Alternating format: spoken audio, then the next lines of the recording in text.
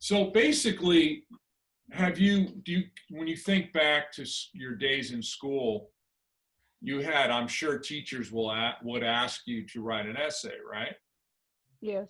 Yeah. And probably you're thinking to yourself, man, that was a long time ago and I don't really remember. Is that correct? Yes. Yeah. No, no worries. I want to be clear. What I'm going to show you is my um, my process that I teach how to write the GED essay. Um, and if you don't like it, you don't have to use it. But it is time tested. It has worked. I've had students tell me it works. And it's designed for the student in mind who doesn't really understand how to write an essay and also is, they are on, because they don't really know how to do it, they're not really good writers.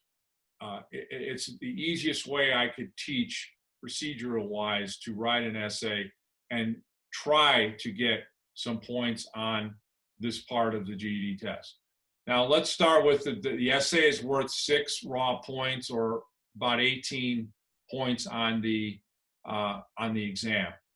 You do not have to pass it at all. You don't have to get any points at all on the essay, and you could still pass the language arts test. I think we already talked about that.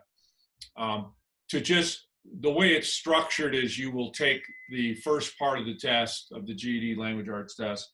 It's a multiple choice portion. Then the second part is the extended response or the essay. And then the third part of the test is another multiple choice portion. So the essay's in the middle. You either do it or you don't. Again, you don't have to, but I don't recommend that. I recommend at least trying to get some points out of it. Do you have any questions for me at this point? No. Okay. No. All right. So what you're looking at here, I'm sorry, hopefully you can see this. Basically, I wanted to visually explain how the essay works and how traditionally it's been taught, and then how my system more or less works. And then we'll go into how my system works. So the extended response, the essay on the test, they give you 45 minutes. That's total time. They will give you 2 readings. You'll have 2 sources, okay? And you'll have to evaluate those 2 sources and then write your essay based on those 2 sources. And essentially, the question will be which source is more credible and why, and just you draw from those 2 sources of information. So I always use the example of UFOs, whether or not you believe in them. I'm not trying to push it, but it's a really extreme example because it's pretty controversial today. GED would never give you a UFO question. Do you understand what I mean by UFO, like flying saucers? Yes. Yeah. So GED would never give you a question like that, but it's a great way to see the extremes because either people believe them or they don't. And so they might give you a source that says UFOs are real, and then they'll give you a source that says UFOs are not real. They don't exist. And then you read them, and then you write your essay around whether or not UFOs exist, yes or no, based on whichever source you believe is more credible. When you do that, you're going to read the 2 sources, and you want to try to look for similar arguments in both documents to structure it, and we'll get into that. Okay. Now remember that the essay that you write, it's not handwritten, it is typed. So in a sense, and I've discussed this with GED, I've argued this with GED up in Minnesota, that the actual corporate office, that this is a typed essay. Therefore, in a sense, it's a skills test, because if you cannot type, this will hurt you. It will be tough to type it out. Can you type? I'm going to ask you, can you type? Yes. Okay. So with some students, typically the older students, they struggle with typing, and that's going to be a problem. Does that make sense? Because if you can't type, Yes. it's going to slow you down, right? Yeah. Remember, Yeah. you get 45 minutes to read the question, what they call the prompt, and then read the two sources, and then plan and write, type your essay. 45 minutes, that's it. Okay. Any questions at this point? No. All right. So what I found, look on this side of this little picture here. Steps to the essay. What I was taught, and this was probably how you were taught, when to write an essay is to create an introductory paragraph. Does that name ring a bell? That title, introduction? Yes. Yeah, okay. And that's basically your roadmap. You're going to lay out what your essay is going to be about. For example, you might say, let's say it's UFOs. Do you believe in UFOs? Federal government claims they are not real. And then you're going to have 3 statements of fact related to your body paragraphs. That's going to be your intro, if that's your topic. Well, in the way I was taught was you develop your intro first, you write your bodies 1, 2, and 3, which is basically the meat of the essay. That's where you explain yourself, and then you write your conclusion. Okay. Does this sound somewhat familiar to you? Yeah. Intro, body, conclusion. Okay. Yeah. Yes. Here's what I found out, particularly with students who struggled with writing an essay and or with typing on a computer, is by teaching my students to write the intro first. That takes a lot of time to formulate that. And then to start writing body 1, body 2, body 3. What I found is that typically the students might get through the intro and the body, maybe part of body 2, and then they would run out of time. And so here's the problem. Body 1, 2, and 3 is really where you answer the question. So if you only write an intro, body 1, and part of body 2, you didn't answer the question, and you're probably going to be getting a 0 on that essay. So the most important part is the body. That's right, because that's where you explain. Oh, okay. Yeah, okay. That's where you explain your conclusions based on the readings. And so what I figured out, this one student I had, his name was James, and he was about in his mid-50s. Real smart guy, but he could not type. He was a terrible typist. And so it wasn't even the reading or the formulating, it was the typing. And so I came up with this formula that I'm going to share with you, this procedure that I'm going to share with you. And I call it basically writing backwards. You're going to write the bodies first. And then with all you need is about 1 to 2 minutes, you're going to write the intro and the conclusion. Okay? Yeah, that sounds, all right. That sounds good. Okay, so let's go to, one more thing, very important. The GED is graded by the computer. They have software.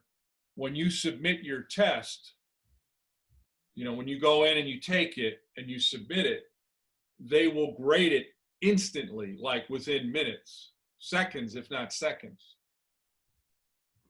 Wow. So why is that significant? When I was in high school, who graded the essays? I'm asking you, who graded them?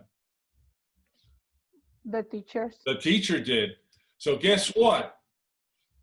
If the teacher was having a bad day, if they couldn't think straight, maybe they didn't like you or whatever, I'm exaggerating, but you might get a grade that is really a subjective grade from the teacher. Subjective means it's an opinionated grade.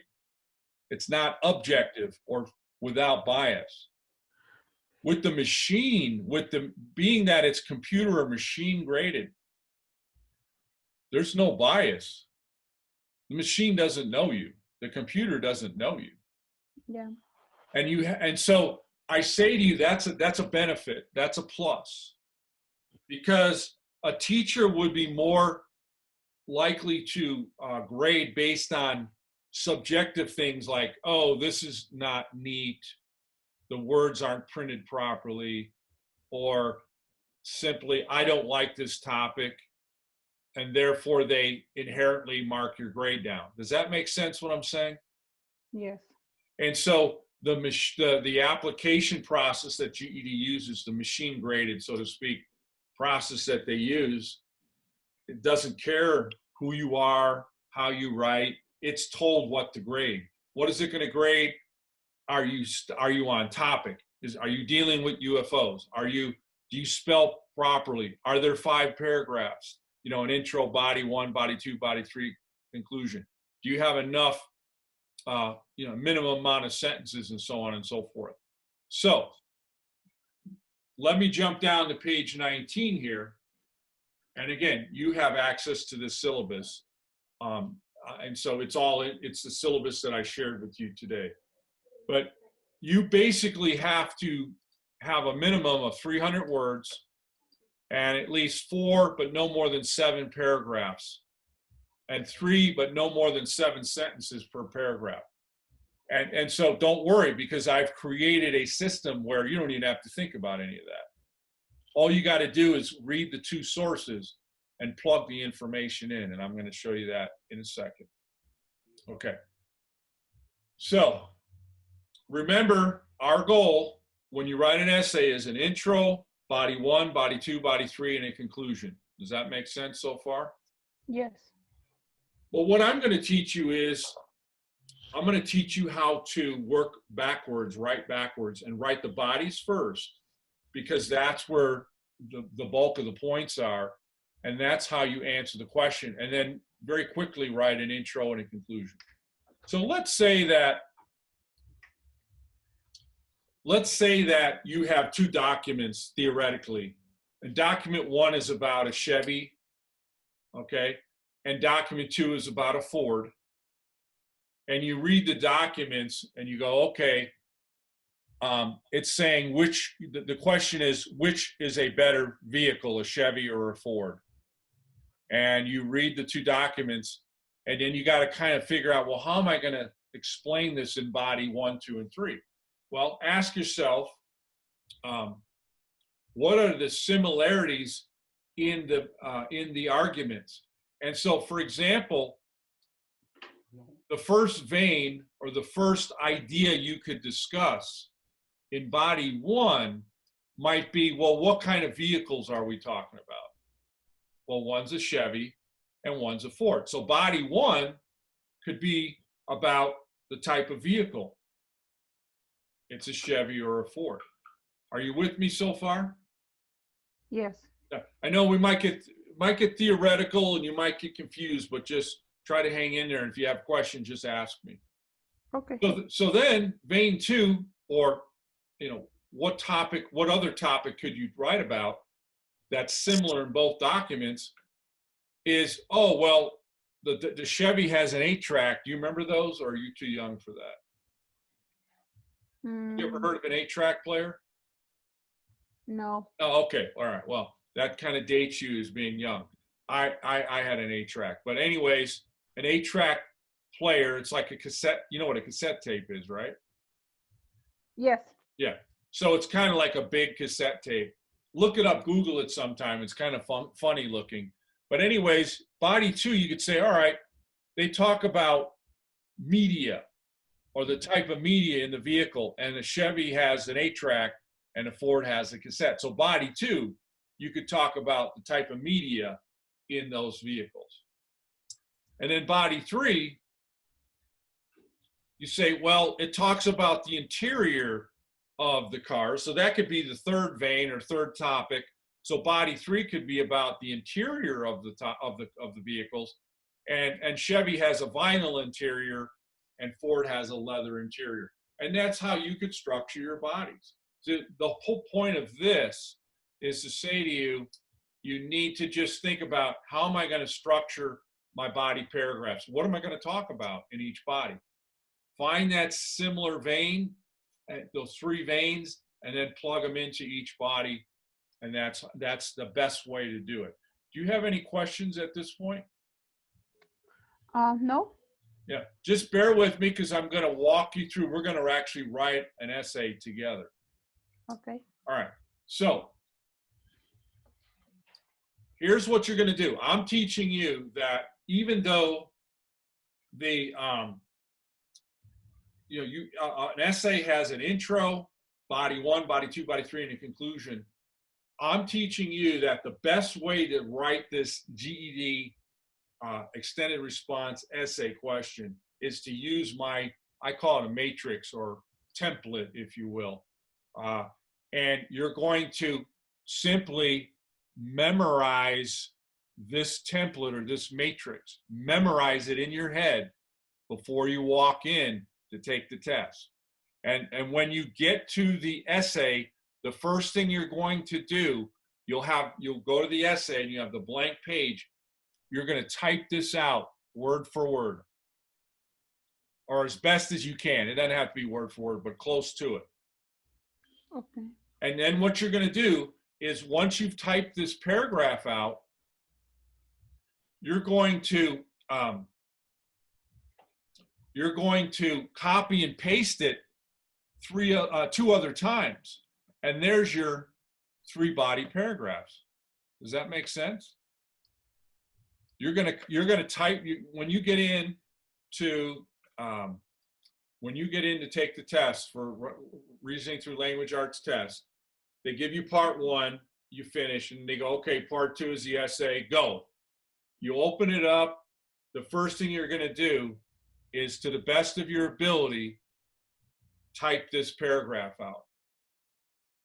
And then copy and paste it 2 other times, because you've just created your 3 body paragraphs. Oh, okay. See what I'm saying? You're basically, I'm giving you like this pattern, and you're just going to copy the pattern. And you see these these blank spots here? That's where you're going to just plug in the information that you get from the documents.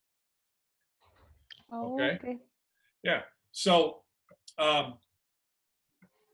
you type both sources address the issue of blank. That's the vein. What is one topic that they both address? What kind of car they are, Ford or Chevy. The first source, the title, this is where you would type in whatever let's say it's a newspaper article or a speech or whatever, and you could just type it in there.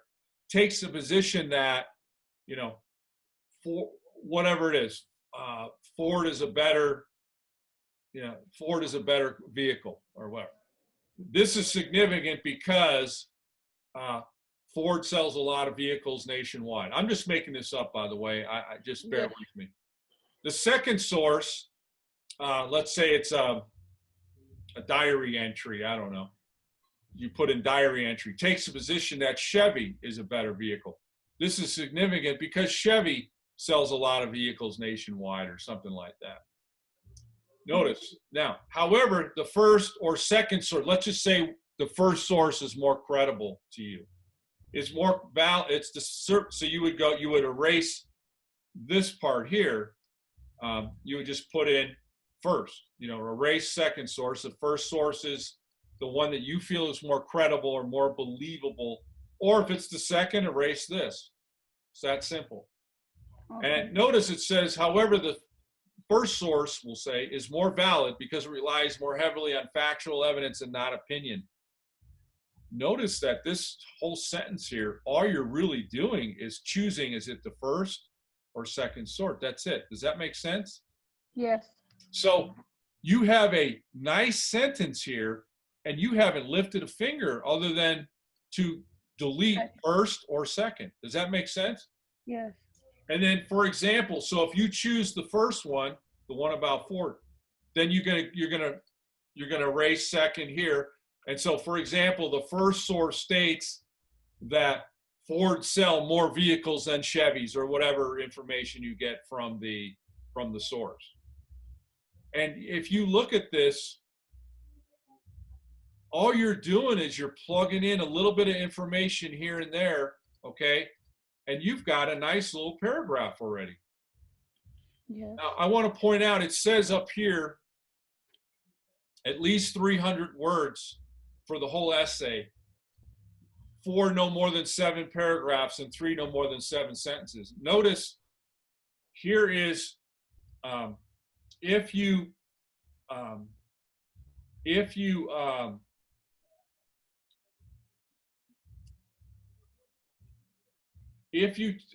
just copy and paste these 3 paragraphs and fill them in, that's 3 paragraphs alone that you'll have, and then you'll need 1 more for the minimum. And believe me, when we get to the intro and conclusion, you're going to see how easy that is to do. But the other thing, it says 300 words. Look at this. I'm going to count these words alone. 1, 2, 3, 4, 5, 6, 7, 8, 9, 2, 4, 6. So you're looking at like probably about 65 words right here alone, just in this one paragraph. And you haven't written 1 word into that paragraph. You've already got like 65 words. Times 3, you've got about 180 or so words just in these 3 paragraphs without you adding anything. Yes.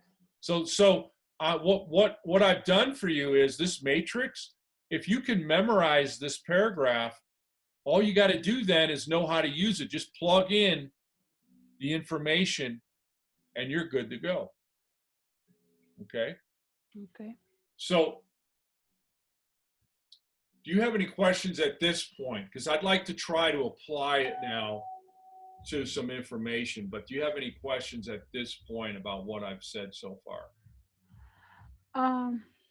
No, I think everything that you explained is good to me.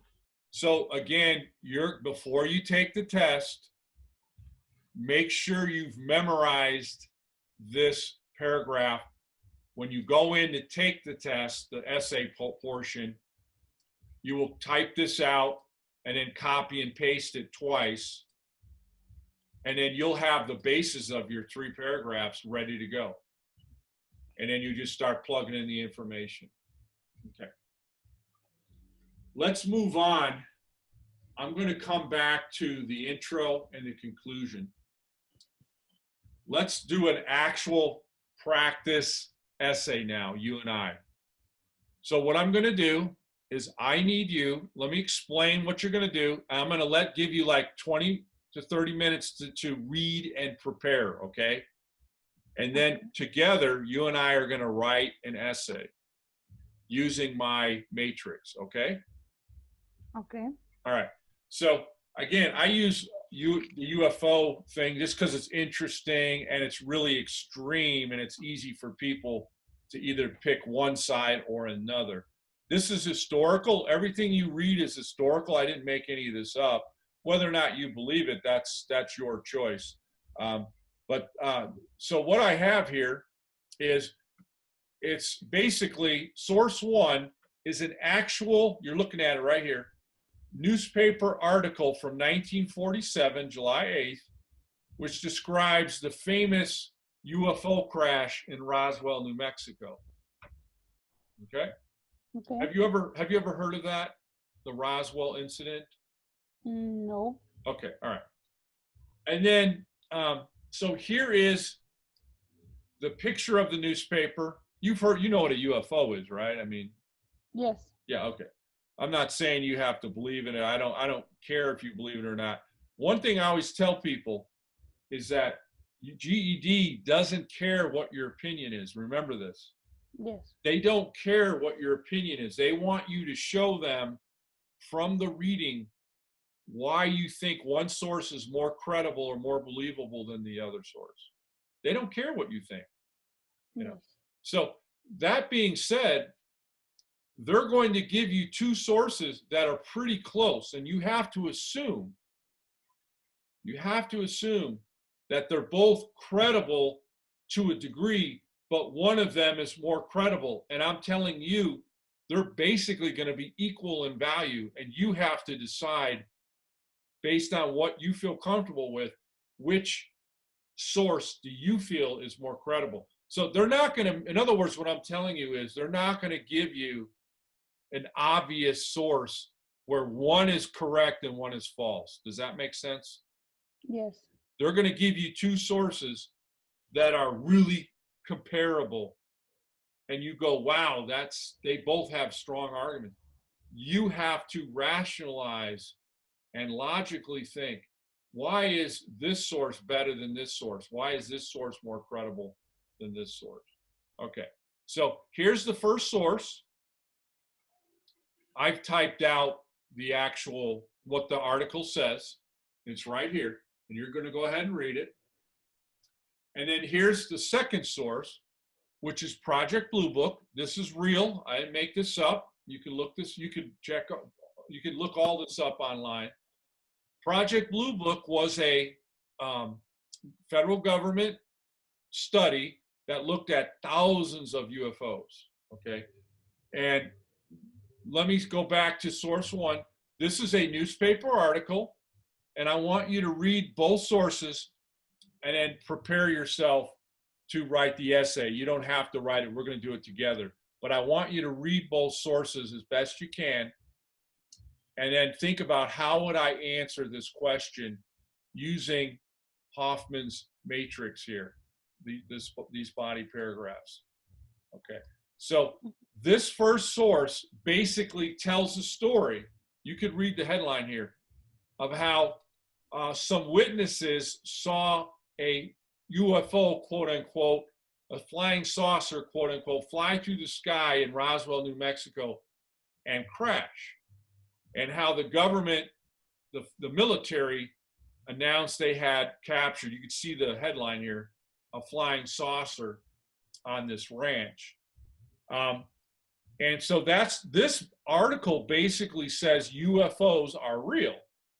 And then you go to this second source, which is Project Blue Book, which is a federal government study of thousands and thousands of UFOs. And they basically say UFOs are not real, okay? And they give the reasoning right here. They give the reasoning right here. And remember, GED does not care whether you believe in them or not. It wants you to figure out which source is a better source, okay? Okay. So when I say better, I mean more credible. It's more believable.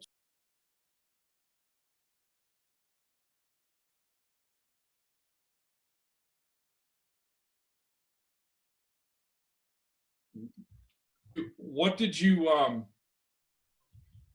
gather from source one? How would you summarize, or what information did you find significant from source one? At the first, I saw that the army checked the field.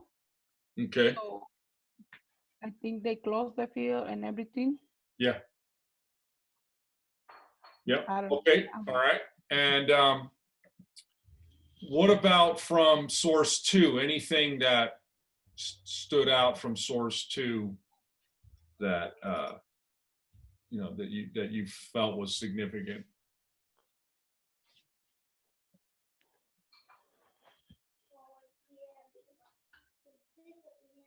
No.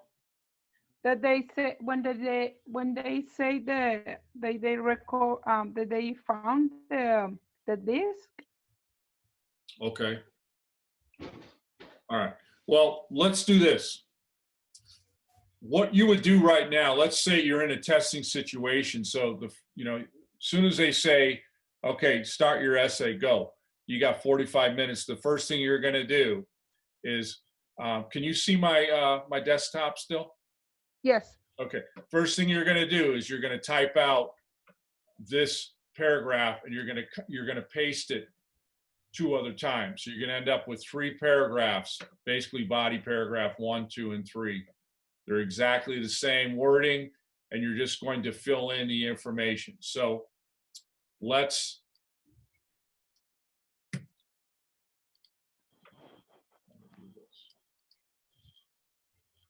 I'm going to make a copy of this real quick.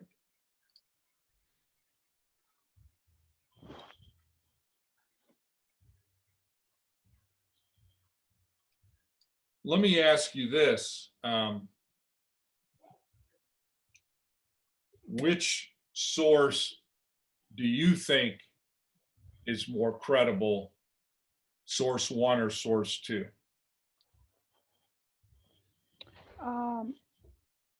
I think the first one. Okay. And why? I'm just curious. Why? Because they say that they find something, like Okay. they really found something.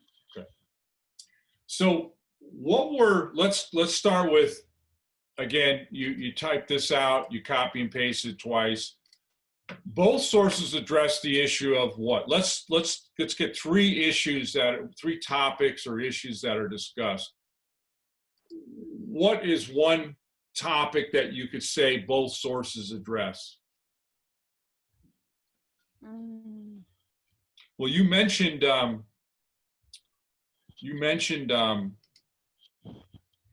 you said the disc. They found a disc. Yes. Okay. So, oops. So, did both sources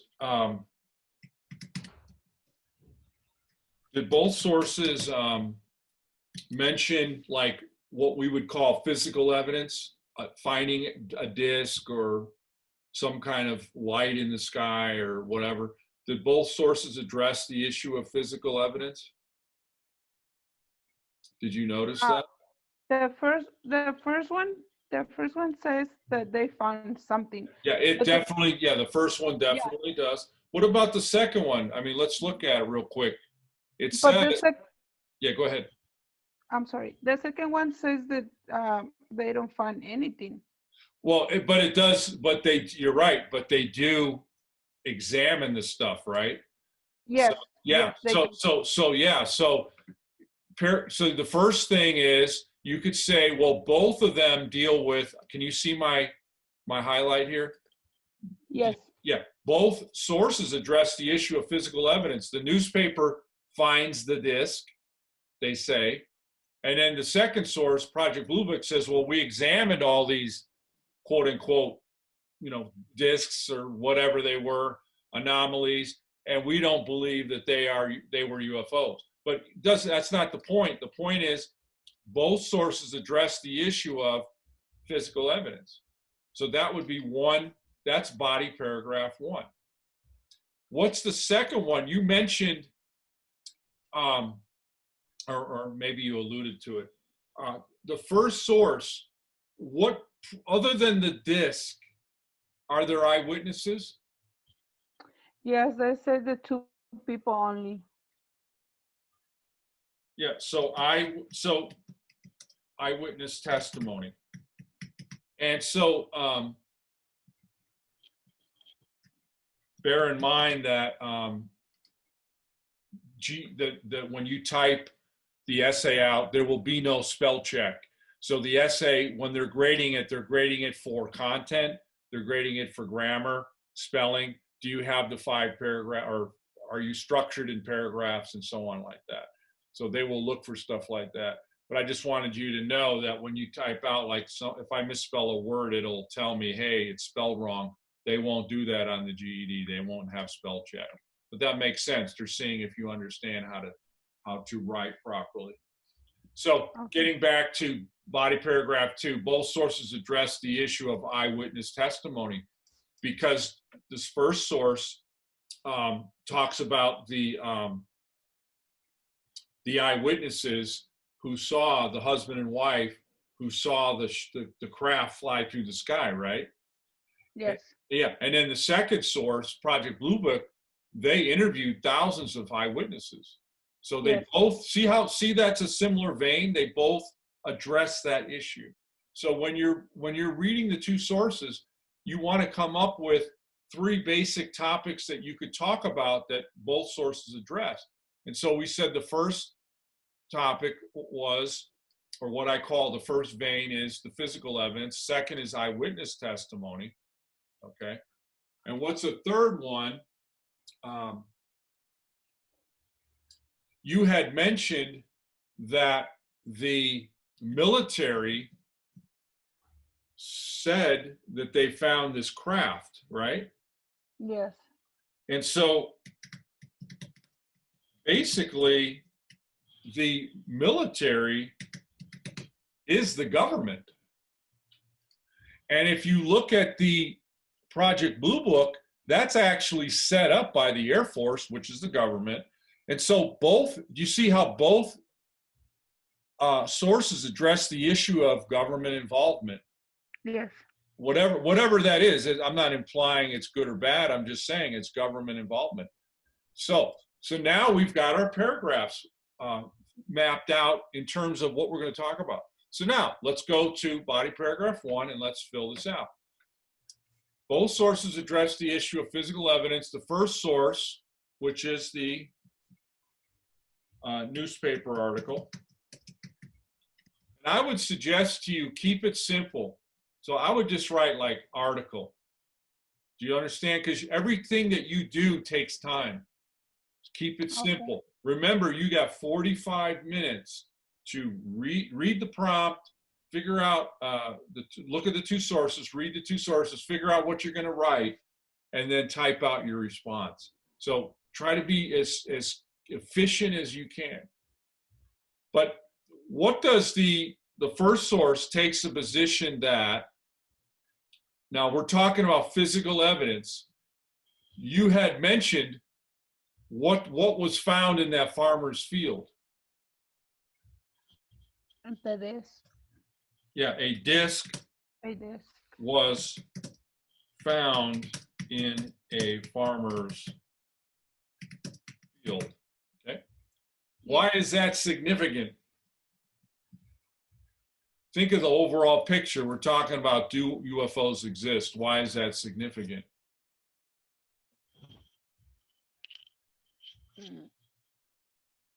It is. Go ahead. Because they found the proofs, like.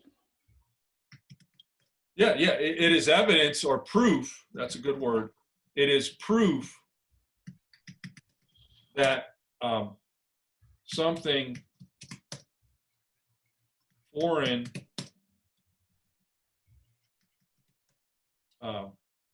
was there, in the field. Yes. Okay. The second source, I'm going to just call it Blue Book, Project Blue Book. Again, try to be efficient with your time. Don't indulge in your explanations because you don't have a lot of time. Second source takes the position that, now think of the physical evidence. That's the main idea. What they examined, all these examples of physical evidence, and what happened. So they examined thousands of examples of physical evidence. This is significant because what did they find according to Project Blue Book? They examined all this physical evidence. What did they find?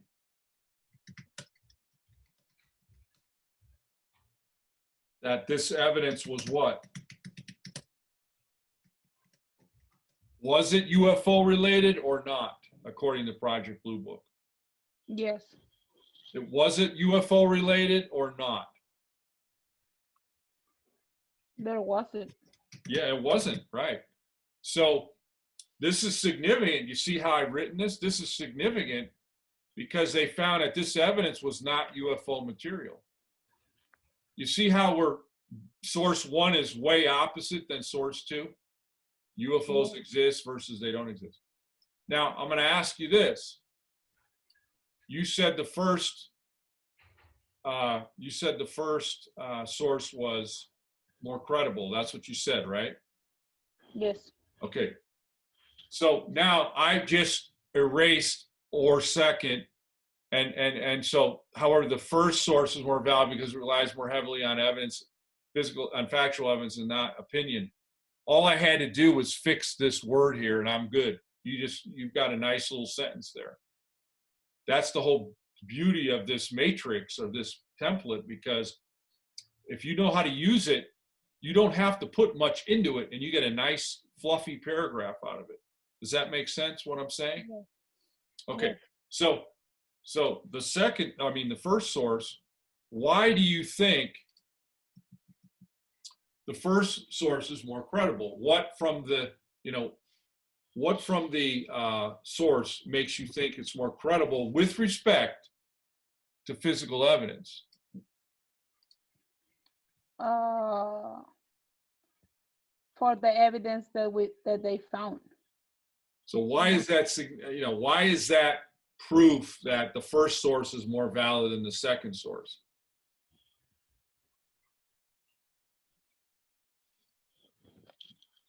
I don't know. You got to dig deep. The time clock's running. Think of something. So let's go back. Excuse me. The first source, she said, takes the position that a disc was found in a farmer's field. I'm asking you, why is that important? So what? What I would suggest in that case is I would go back to the reading and look for something specific. And like right here, look, can you see this? Yes. Can you see this part of can you see that, what I've highlighted?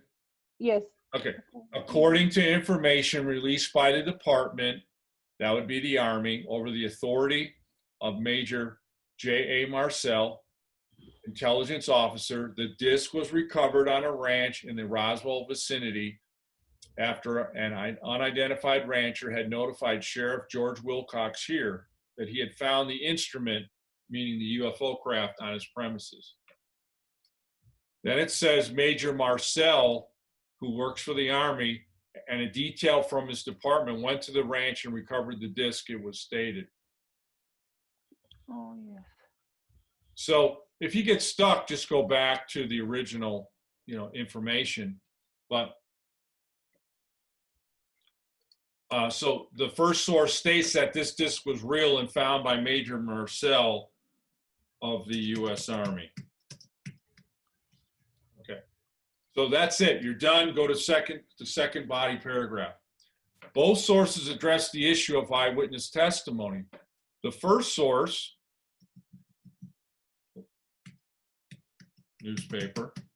article. I must be consistent. Article takes the position that what was the name of those people again? The eyewitnesses. Let's see here. The Wilmots, right here. Mr. and Mrs. Dan Wilmot apparently were the only persons in Roswell who saw what they thought was a flying disc. Wilmot, who is one of the most respected and reliable citizens in town, kept the story to himself, hoping that someone else would come out and tell about having seen one, but finally today decided that he would go ahead and tell about it. The announcement that the RAAF was in possession of one came only a few minutes after he decided to release the details of what he had seen. So we've basically read the portion related to the Wilmots. So the first source, both sources address the issue of eyewitness testimony. The first source, the article, takes the position that the Wilmots, what? What did you say?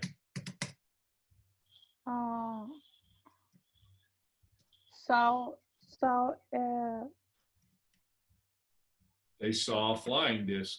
They saw flying the disc. And why is that important? why is that significant to the overall issue of do UFOs exist? Yes or no? Why is that significant?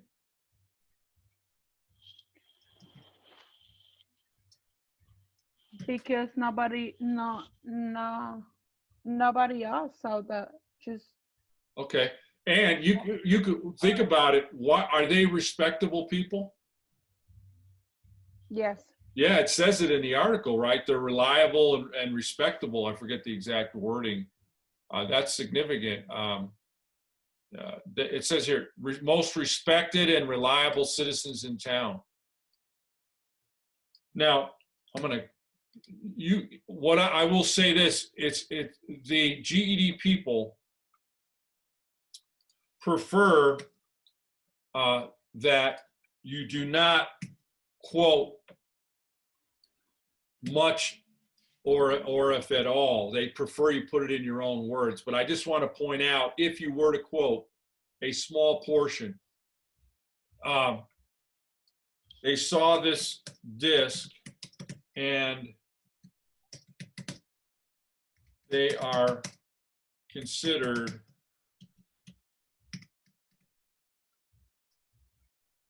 the most respected and reliable citizens in town, quote unquote. So that's an example, if you wanted to quote what it could look like. It's in my opinion, it's easier not to quote, but make sure you don't, you cannot just type this out word for word if it is a quote and not quote it, because they will take off points. Does that make sense? Yes. Okay. So again, we're dealing with eyewitness testimony here. And this first article, a really good example of these people are respectable and this is what they saw. Now the second source, book, takes the position that, who did they interview? Let's go down and let's take a look. It says, Project Blue Book had two goals: to determine if UFOs were a threat to national security and to scientifically analyze UFO-related data. And that would include physical evidence. Thousands of UFO reports were collected, analyzed, and filed. As a result of the Condon report, which concluded there was nothing anomalous about UFOs, Project Blue Book was ordered shut down in December '69, and the Air Force continues to provide the following summary of its investigation. So, thousands of reports. That would mean that there's at least thousands of people that they interviewed. Yes. Does that make sense? Yes. And then they say that no UFO reported, investigated, evaluated was ever an indication of a threat to our national security. There was no evidence submitted or discovered. That sightings categorized as unidentified represented technology beyond human technology. There was no evidence that these were unidentified extraterrestrial vehicles. Basically, they're saying 12,618 reports that there were no UFOs. Okay, so let's go back to the paragraph 2. So the second source takes the position that thousands, would you say thousands of eyewitnesses were interviewed? Would that make sense? Yes.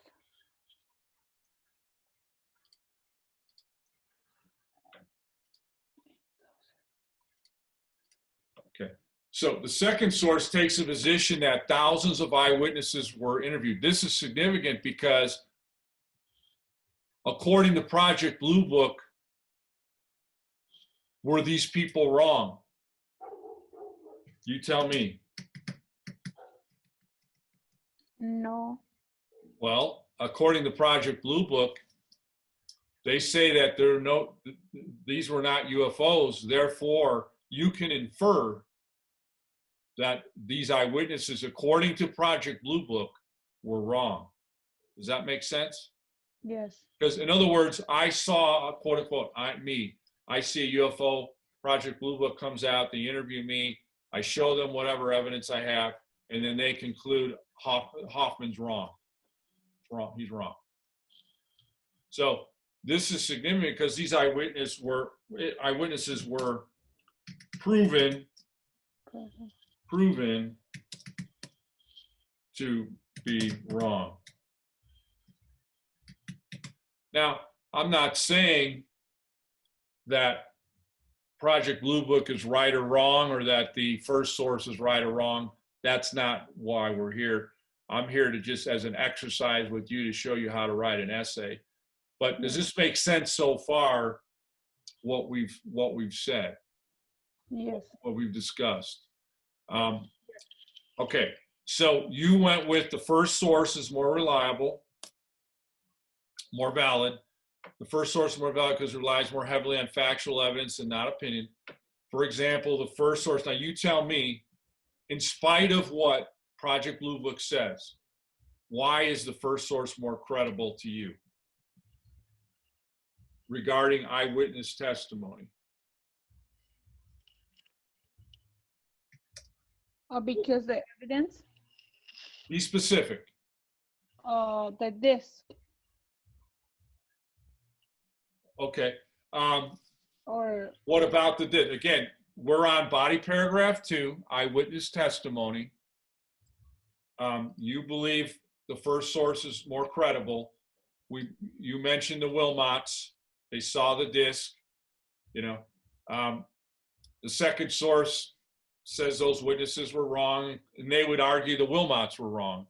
But the first source you think is more credible. Why? Well, think about the eyewitness testimony. How do we know about the eyewitness testimony? Where did you read this? Where does it? What is that source? What is it? It's a newspaper article. And you would expect that the Roswell Daily Record would have, you know, been a little cautious about quoting the Wilmots before publishing their testimony. Does that make sense? yes, So you could say something like, again, you're trying to prove why source 1 is more credible. And, you know, the first source states that the Roswell Record trusts these eyewitnesses. Remember too, and you don't have to go into more detail than this because you gotta get into the paragraph and get out and move on. But you know, think about Major Marcel of the Army. This guy is a witness. I mean, he told the newspaper, we found this disc. I mean, why would he lie about it? Does that make sense? yes, You could say that too. You could go into, well, the first source states that, you know, Major Marcel told them he found a disc. Does that make sense? yes, I mean, why, and we could erase it. Why, you know, why would he lie? So anyways, all right, body paragraph 3,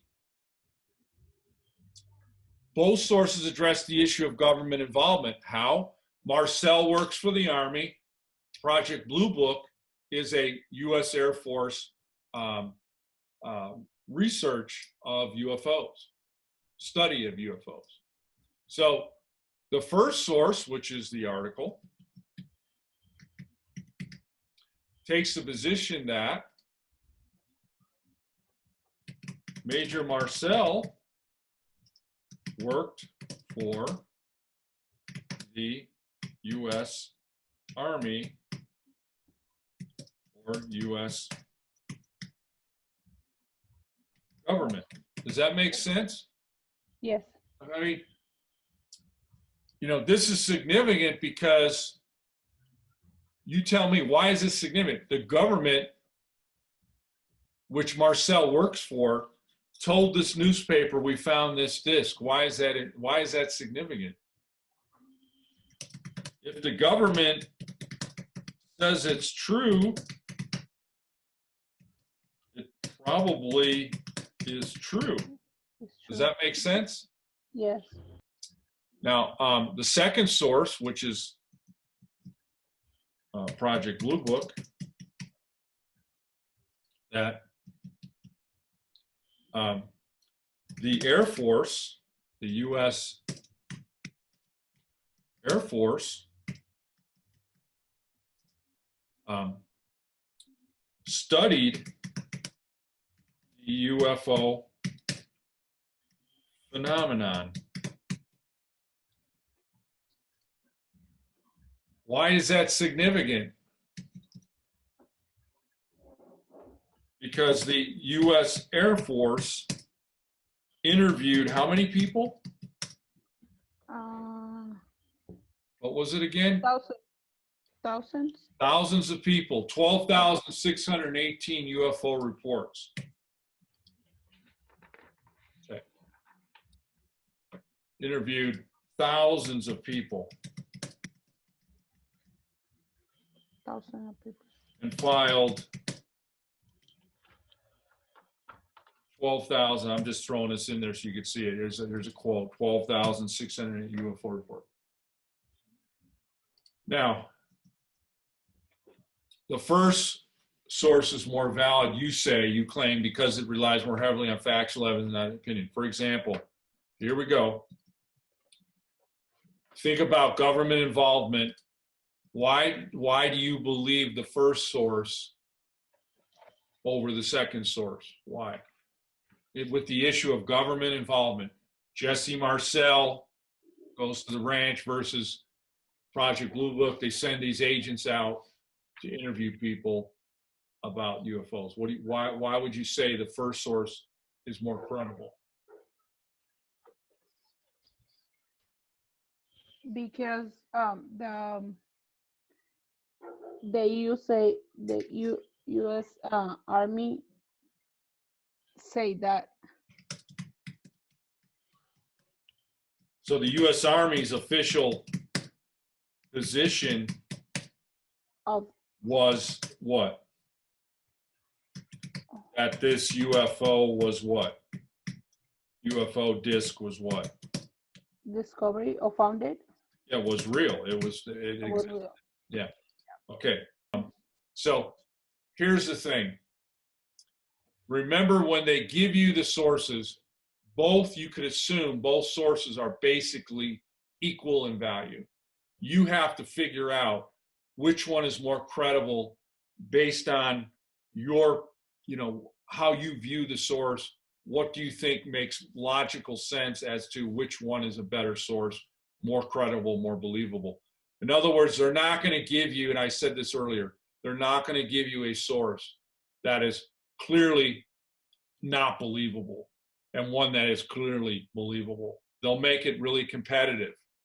And so you have to assume they both have equal value, and then you just have to figure out why one's better than the other. Now, let me ask you this. Both sources being equal, do you think Project Blue Book has more credibility in that? And I'm just throwing this at you. There's no right or wrong. I'm asking you. Yes. Do you think Project Blue Book has more credibility because it interviewed thousands of people and wrote, 12,618 UFO reports versus source one, which just has basically the initial, you've got just Major Marcel, the two Wilmots, the husband and wife, and possibly that rancher who says he called in the Army. We can assume he saw something.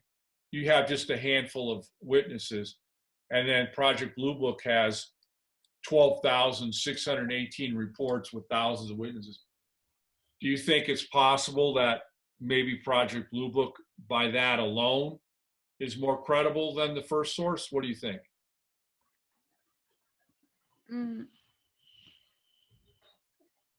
I think maybe.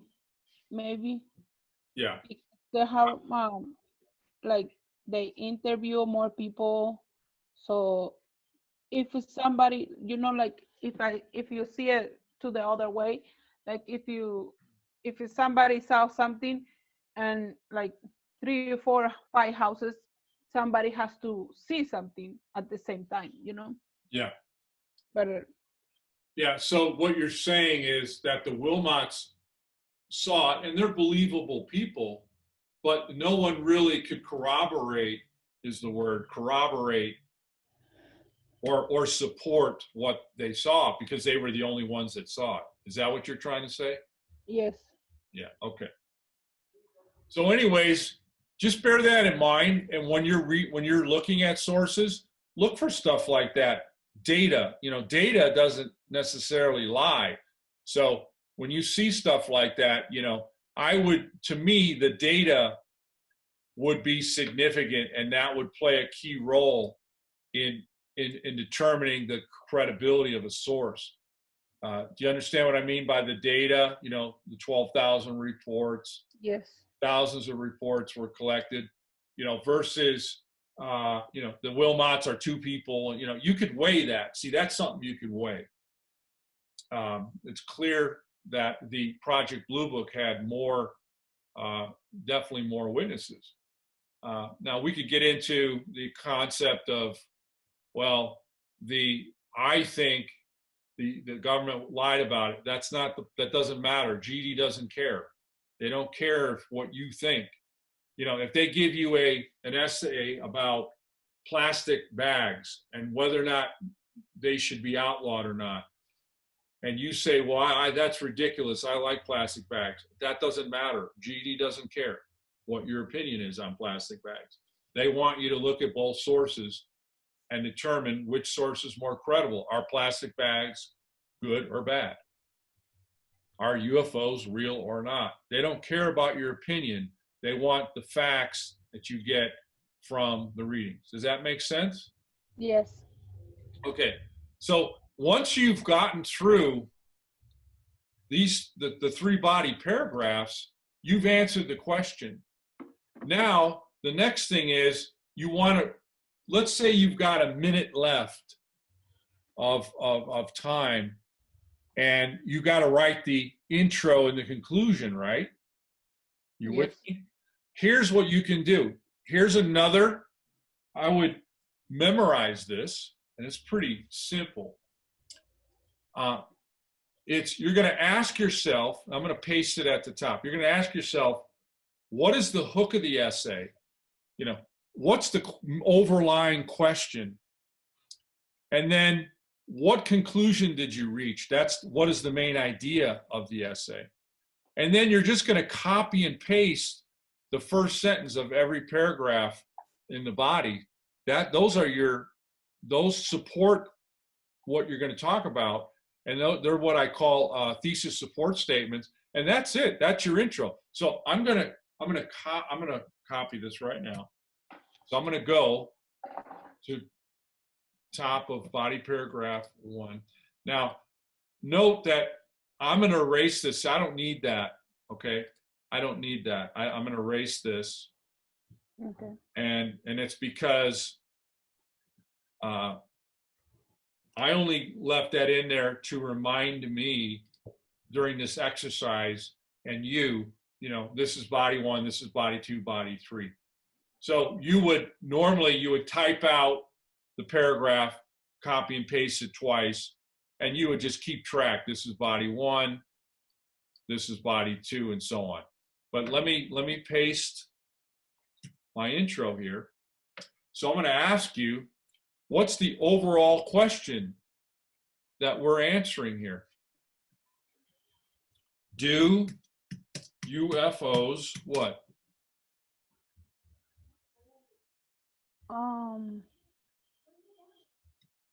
Exist, right? Or Yeah. you could say, are UFOs real? That's the overall arching question. What is the main idea of the essay? We're going to turn this into a sentence. You already told me. Source 1, the newspaper article, is more credible and supports the idea that UFOs are real or exist, that UFOs exist. Does that make sense? Yes. So when you do your intro, after you've written the bodies, remember I teach you to write backwards. You write the bodies first to get that information out there. And then with all you need is a 1 minute or so to do the intro and the conclusion. So the intro is, you ask yourself, what's the overarching question? Do UFOs exist? Are plastic bags good? You know, the newspaper article is more credible and supports the idea that UFOs exist. Source 2 supports the idea that plastic bags are not good for the environment or whatever. All right, now, this says, what is the main idea? Body paragraph 1, cut and paste the first sentence of the paragraph. What is the main idea? Body paragraph 2, cut and paste it. Main idea paragraph 3, cut and paste it. So what you're going to do now is just copy and paste the first sentence of each body paragraph. Why? That's the main idea of each body. See how easy that is? Yes.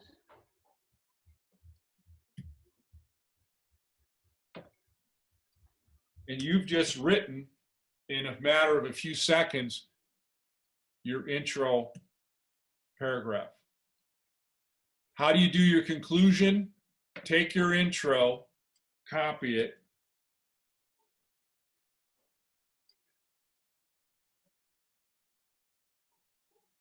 write the word therefore, paste it,